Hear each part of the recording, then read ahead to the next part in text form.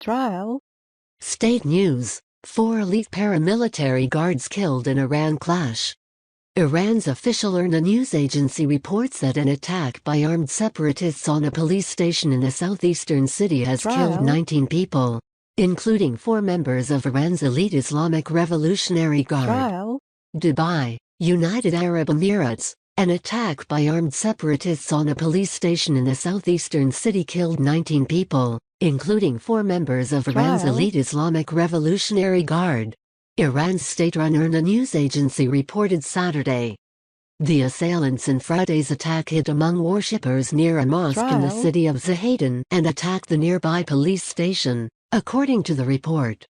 IRNA quoted Hossein Modarresi, the provincial governor, as saying 19 people were killed.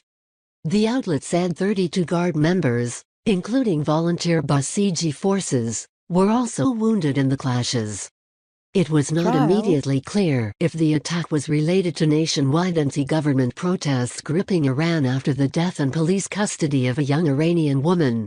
Sistan and Baluchistan province borders Afghanistan and Pakistan and has seen previous attacks on security forces by ethnic Baluchi separatists. Although Saturday's Tasnim report did not identify a separatist group allegedly involved in the attack.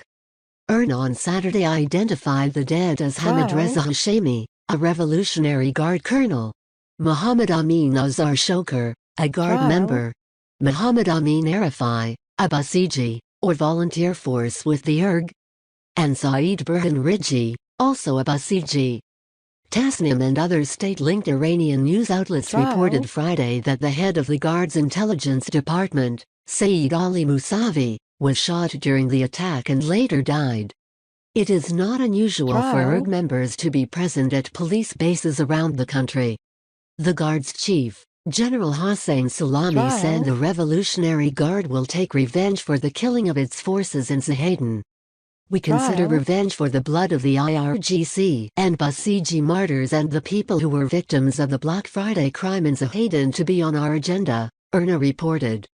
Thousands of Iranians have taken to the streets over the last 2 weeks to protest the death of Mahsa Amini, a 22-year-old woman who had been detained by the morality police in the capital of Tehran for allegedly wearing her mandatory Islamic headscarf too loosely.